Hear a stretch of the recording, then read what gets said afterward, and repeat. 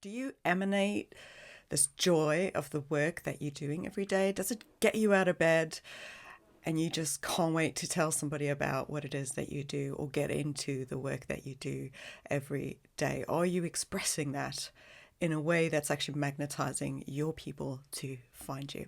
You are going to love who I've got coming up in this episode. Keep listening.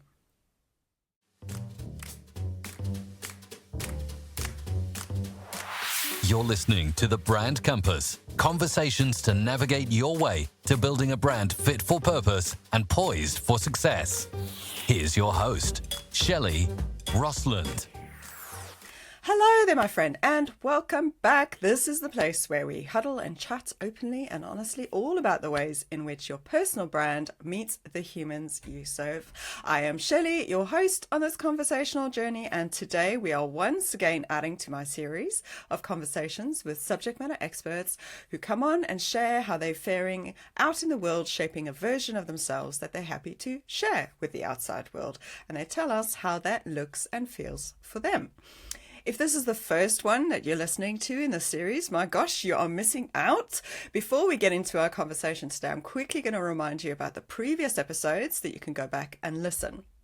So we started with Gordon Fong on episode 60. He's my British Chinese friend who lives down in Dorset, and he specializes in data, digital, and defense.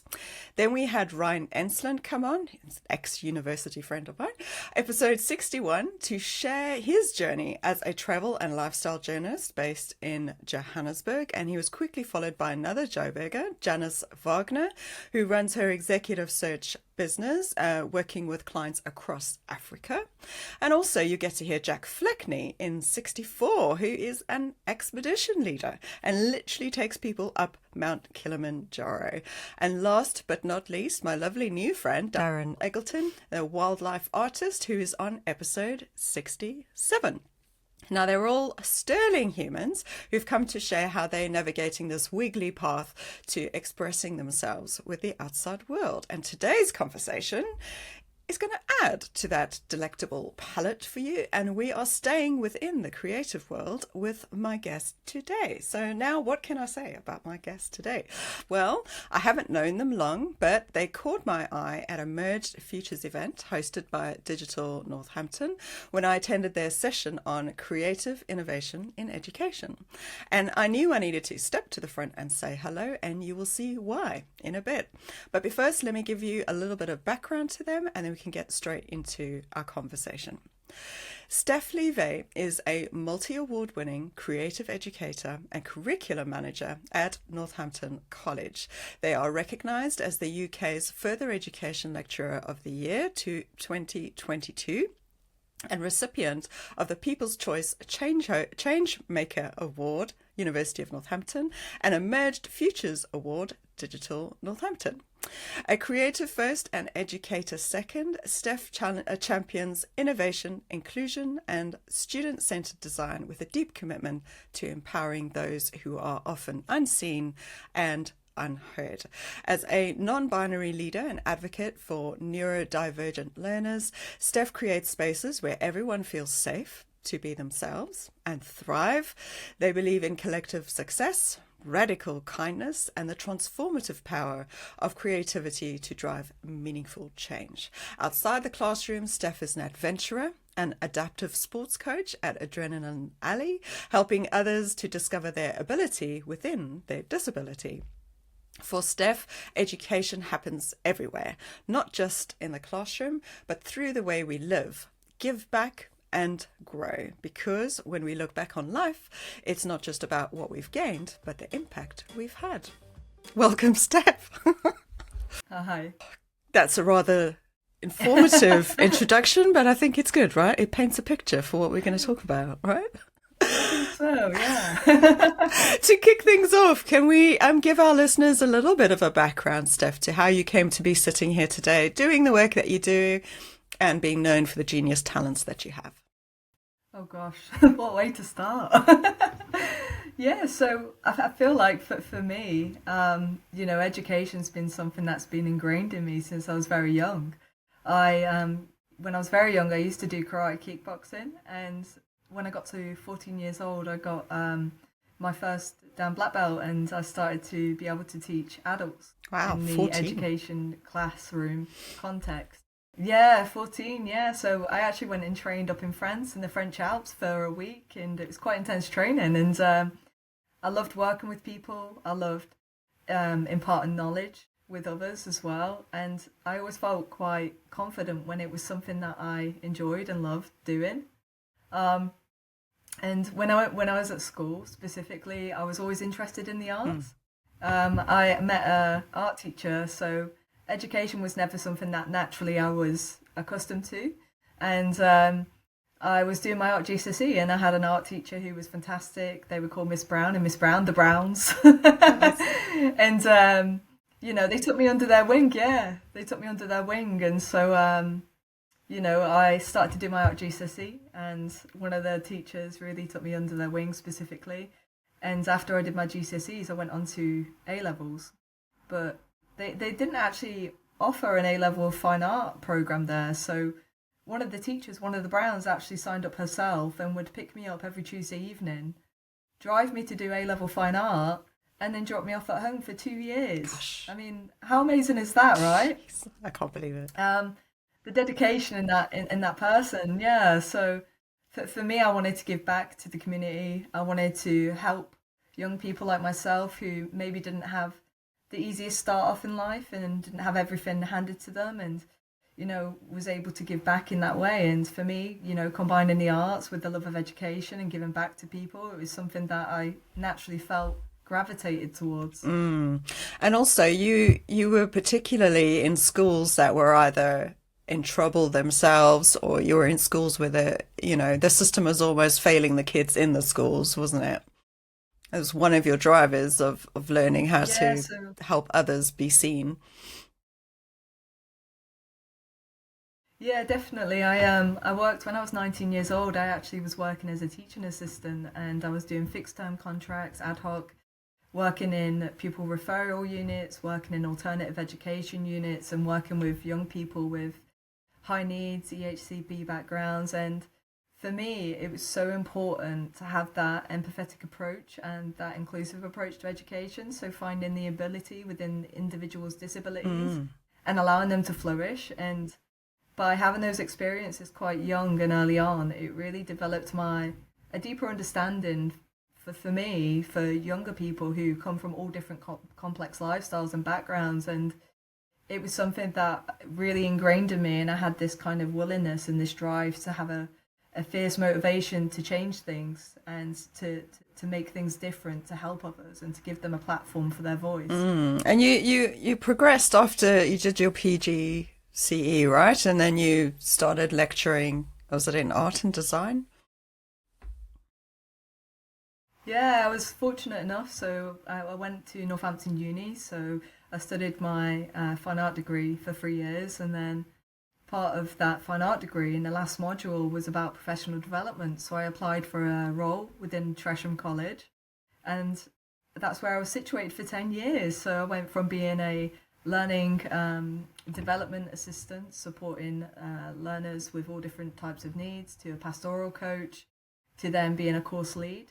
And then going into curriculum management. So naturally, over the 10 years, my career It's just progressed. developed naturally, which was quite exciting. Yeah, that progression was quite exciting, and being able to have that impact and that input into young people's lives was amazing, and it still is.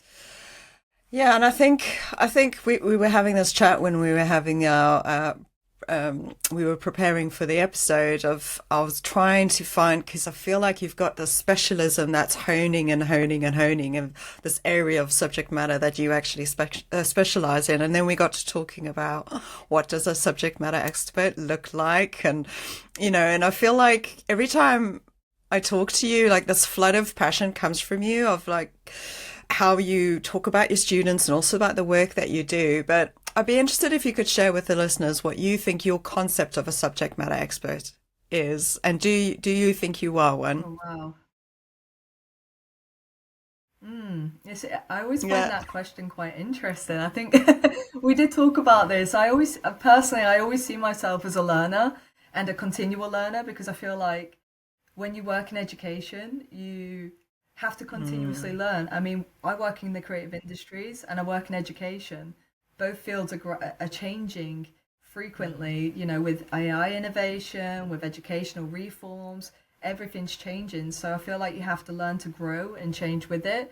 And I would say, if anything, I'm more of a continuous learner. And to be a subject matter expert, I feel like you have to always be open to learn, to digest, to absorb new information, to be the best at your game. Because I feel like the moment you think you know everything is the moment you essentially know nothing, because you've lost sight of what's the next step, what's the next thing.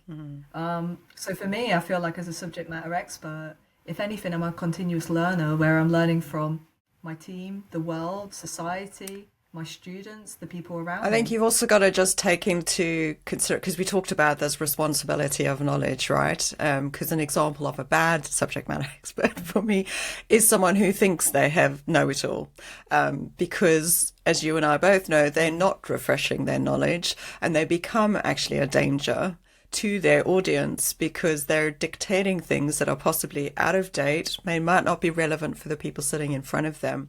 And it gives a false perception of what real is. So for me, that's just a bad example of a subject matter expert. Whereas I feel like you are a good example where you're not only improving that knowledge and enhancing it over time, you're being responsible with how you disseminate that knowledge or experience when you are educating others.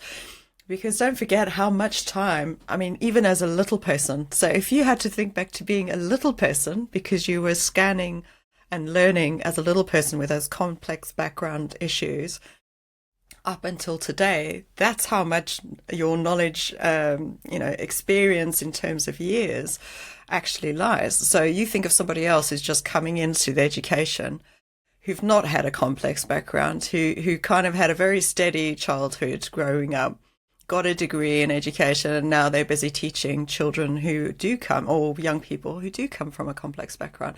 I feel like you already have that edge and advantage, one, to help them out so they understand and they can be better educators. But just remember that you are very good at what you do, Steph. I always have this saying, I always feel like you have to stay humble in everything that you do. And also take the wins, be proud of yourself. Yes. Like I genuinely am really proud of myself from where I started off in life to where I am now. You know, I had quite a complex childhood, and I worked really hard to get to where I got to in life, and I have really good support networks, and I think that goes a long way. You have to imagine, I always have this analogy that the foundation you build your house upon is the people that support you, your family, your friends, your trusted colleagues. So to me, my foundation are those key people that have allowed me to build my house on, and without those key people in my life, I would never be where I am today. So for me, I feel like it's so integral to me to stay humble, but also, I am proud of myself. I do give myself little pats on the back and say, I've got this. I feel like I've grown and I've had that growth, but also at the same time in myself, it's always that continuous, I need to do more, I need to do better. Because I mean, it's kind of resonating to what you said a minute ago. We're working with the community, we're working with young people, and I feel like it's so important to have that ethic and that moral to continuously drive to do the best that you can possibly do, and not get complacent, giving the best to those young people. Exactly, yeah. Before we get into personal brand, because we are going to get there, Steph, I just wanted to segue just a little bit, because I think there's a bit that is important to get across for our listeners to really understand the things that drive you personally and professionally. So I want to talk a little bit about the experience that you strive to build and create for your students and now for your team as well. So now at the time of us recording, you're working, this is a very long job title, so everybody just kind of sit tight. I'm going to read this job title, right? This is what education's like, right? So Steph is are you ready? Steph is the curriculum manager for art, interior architecture, fine art, illustration, fashion and photography at Northampton College. So try and fit that on a business card, right? But to give the listeners an idea of perspective and context, Steph, remind me again how many staff you're overseeing over that and how many students actually fall within your remit within those programs. I believe now we've just onboarded some new staff, so it's between just around 25 at the minute, but we're onboarding new staff and just short of around 400 students. So quite a significant amount. Oh man. So in my research and then in chatting to you, I'm interested in this element where you have clearly focused on, which is that environment and space that you create for the students that you work with. So tell me a bit about this side to you and how you decided to spend this time concentrating on how you make others feel in the space that they are in with you, as well as how they feel about themselves when they're working with you. hmm I think it's about having that open door policy where you lead with ethics, you lead with morals, you lead with integrity and transparency. So, for me, I came from two schools. So my first school actually got shut down by Ofsted. It was inadequate. And then my second school also got shut down. So my schooling was really spotty. And I remember feeling like, the education system failing me and, not having the best educational background. When I was 16, Shelley, I didn't even know what university was. It wasn't something that we spoke about in my family. You just get a job at 16 and you crack on. And so for me it was quite a complex kind of situation where I was trying to understand and navigate myself in this world. And going back to kind of now where I'm at right now, I resonate with that quite a lot, where I look back on my own complex history of schooling and education and think how I felt. And I feel like when I see these young people coming through the doors, I resonate with that, and I can see those young people that they might have not had the easiest start off in life with their education. So they might have bias towards the education system, or they might feel fearful, or exams have made them feel like they're not intelligent because Not good if enough. you haven't got a good enough memory to retain information. Yeah, and if you sit an exam, then you feel like if you don't retain the information to regurgitate it, then straight away you feel like you're at a disadvantage because you're not able to achieve. But to me, education comes in many life forms, like, whether it's in the classroom context or outside of the classroom context, we're always educating each other in different ways as humans. So I feel like it's about, having that kind of consideration to the young people you're working with, listening to them, hearing them, making them feel valued, making their voice the heart of everything you do. And, thinking about those different aspects when you are planning whatever it is you're doing for the curriculum or for the departmental needs or for the student's experience. All of those things need to be considered with the student at the heart. I think everybody's got the intention for that, don't they? But it doesn't play out so well in practice.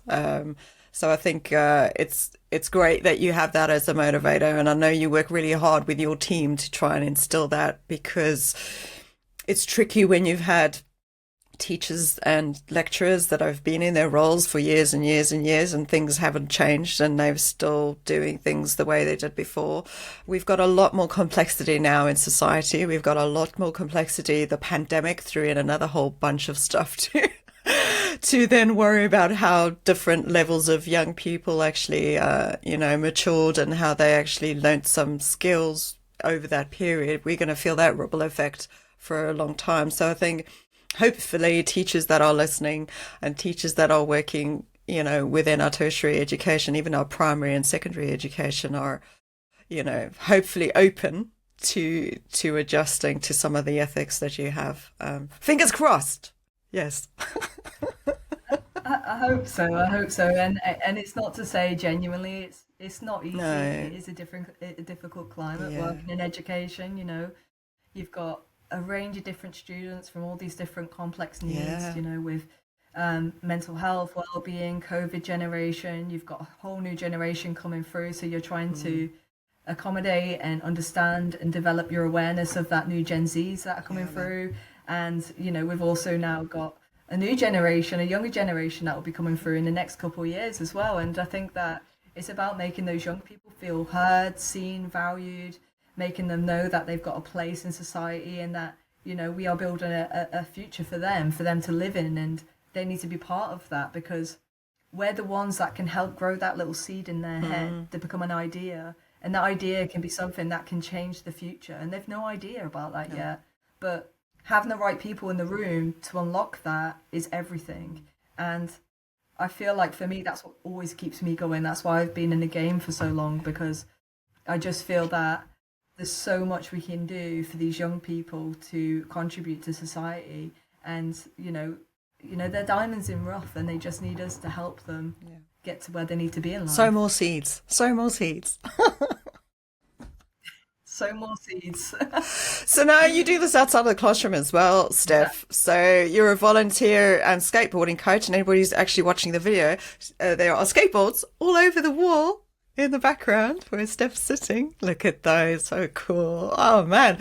So can you tell us a little bit about why... Yeah, I can see the shoes as well. Can you tell us a little bit about why skateboarding?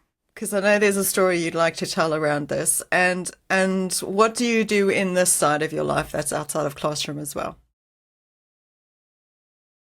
Yeah, so when I was younger, I was always really, really active, from extreme sports to martial arts to physical sports. And when I got to my mid-20s, I actually got really, really poorly.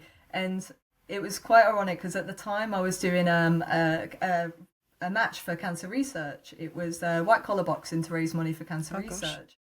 And I remember posting something saying, posting something saying, do something that your future self will be thankful for one day.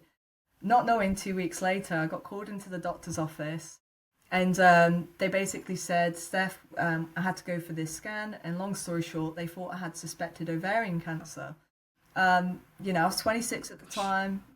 Your head just goes, right? So, I'm laughing about it, but at the time, obviously, we can make light of it now, but yeah. So at the time, I was like, oh my gosh, I'm 26. This is terrifying. You think about all the kind of things in life, like, is this it? After months and months of hospitalization, different treatments and whatnot, it turned out that I had a chronic illness, and it's called endometriosis, which it can be quite common. However, if it's graded quite severely, it can impact all your kind of fertility and all those different aspects. There's a lot more symptoms to it. It needs to be more spoken of, to be honest, and raised awareness, because a lot of young people and women especially, they go through their cycles. They think it's healthy, they think it's normal to have this amount of pain, but it's really not. No. So I got and at the time, I was really poorly, and I was thinking, do you know what? If I'm going to feel really unwell and feel run down, then I want to do something that, is valuable to me. So I started to take up skating, because I thought, hang on a minute, I'm feeling rubbish anyway, so I might as well do it for my own reasons.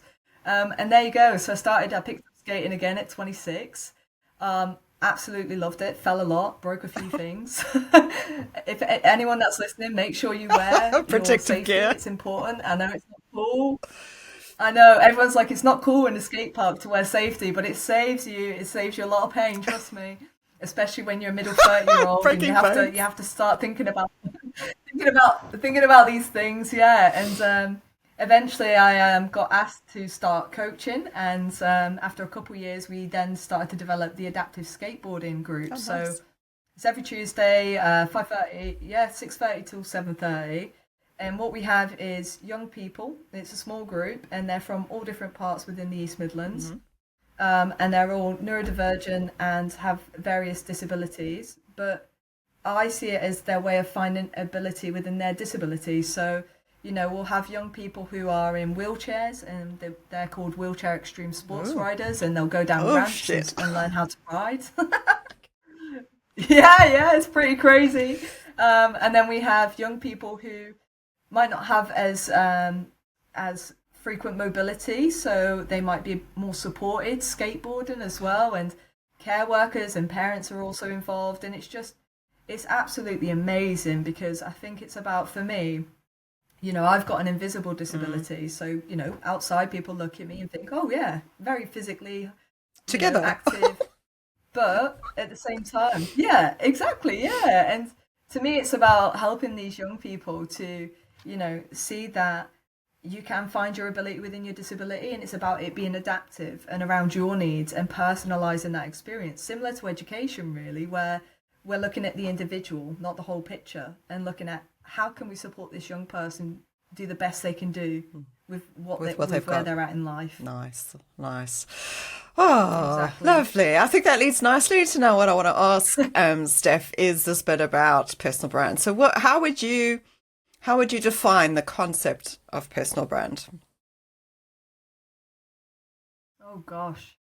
I think I feel one thing I always say is about taking accountability and being conscientious of how you conduct yourself, in every capacity in life. I always hear that we always wear different hats for different places. So I always say I have work mode and Steph mode. I was talking about this earlier actually. So Steph mode is geeky, nerdy, skater, adrenaline junkie. Work mode Steph, similar aspects definitely go through to that because I want to be authentic in who I am. But also it's that you get your thinking cap on, you are advertising in essence the place that you're working for. So, you have to have that vision and that ethos that the college has. Yeah. So to me, Northampton College, for example, they always say the student is at the heart of everything we do. And I truly believe that. I really believe that through and through. And I feel like the culture resonates with who I am as a person. And that's why I feel I align so well with their culture. And I think the other thing you mentioned in the prep session was this bit about the transparent ethical behavior and manner in which you also owning up onto your mistakes and that, so you're not wearing these kind of superficial masks and realizing that you're not always perfect and that you are learning. Yeah, no, I like that. It fits. But for you, Steph, do you think the importance of pulling your personality through into your everyday, did that start quite early on in your career, do you think? Yeah, I definitely think so. I've always been brought up to be authentic in who you are. I've got quite a strong mother, and she's always been, always be proud of yourself, always stand up for what you believe in, always be who you are and never be ashamed of that. And that's something that I've always valued deeply, integrally about me, is that, for you to be in front, for example, of a class, students can read right through it. When you're putting on this false bravado, they can see right through it. The way you really connect with students and get their buy-in and get them to work with you is seeing them, but also letting them see that you're human too. You're there for them. You're there to support them. And it's the same when you're working in a team setting, is that, you lead with authenticity. You have transparency. You'll hold your hands up and say, I'm really sorry, I didn't, and it's about owning your mistakes, but it's also about, building. I said the other day, actually, this is an analogy I always have, is that I might steer the ship, but without the crew, I won't get anywhere in life. And my crew and my team, my students, the college, the wider college. So it's about being a team and that team ethos and being authentic with your team so you can build that vision together. I feel like that's really important to me. And it instills trust, doesn't it? Because as soon as you're trying to be one thing, but actually everything else about you is saying something else, it causes that unease and that disjointed, especially with young people. They definitely won't trust you as an adult standing in front of them, that's for sure. Yes. So we're going to wind up our time together, Steph, but there's two questions I like to ask every guest that's come on to this series so far. Just, it's interesting to hear where people are at in their careers. So everyone has a zone, right, that they get into where time just disappears and things are just magically happening and it's you're in the flow. What does your in the flow look and feel like for you? I think for me, good question. I get really excited and energetic and I'm very positive a lot of the time. Everyone always says to me, Steph, you're so positive all the time. But I always feel like that's just who I am as a person. I like to see the upside and how can we overcome these.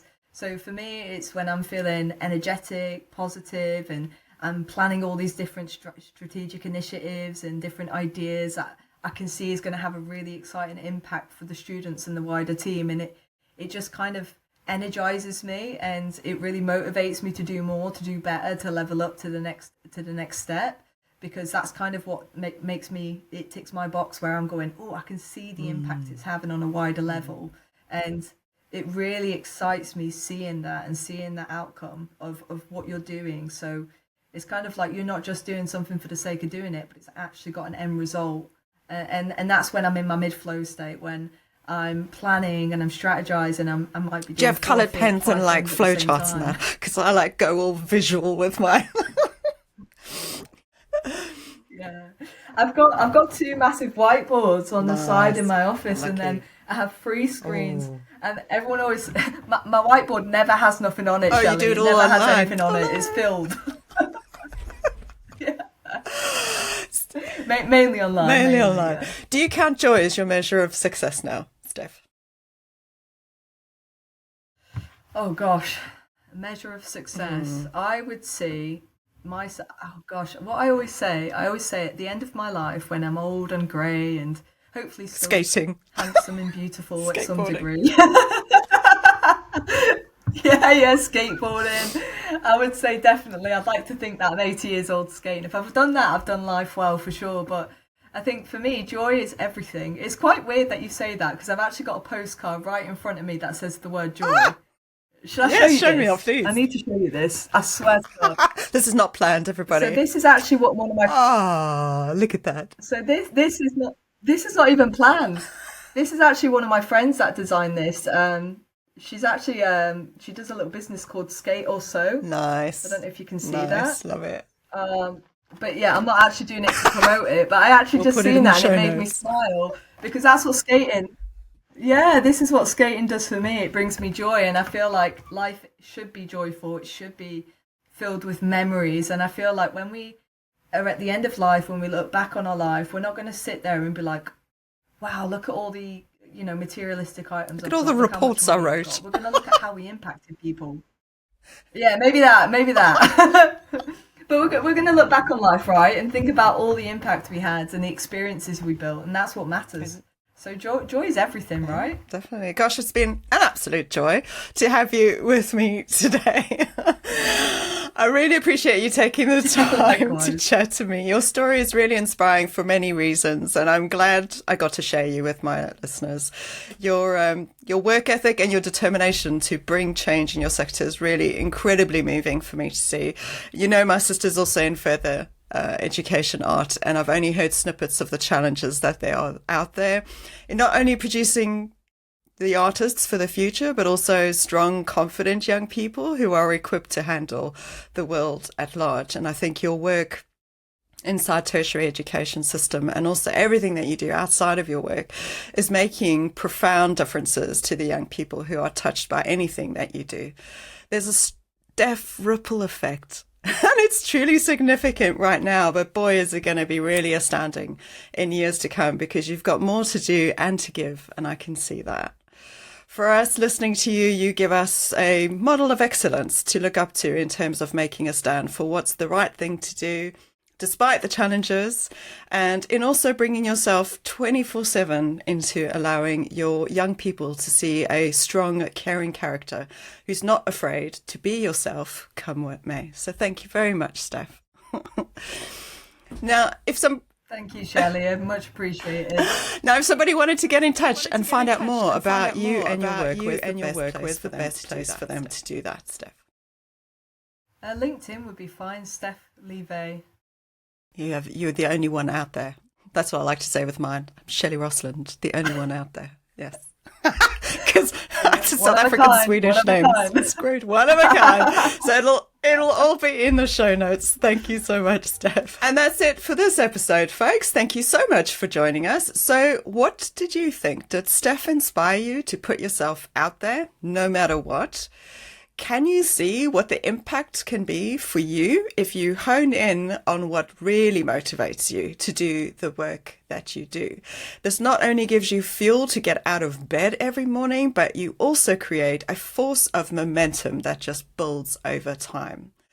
Steph has found a way to not only overcome the difficulty and challenge of a complex background growing up as a young person, but that has driven what now happens on a daily basis, turning what was strife into positive, igniting change.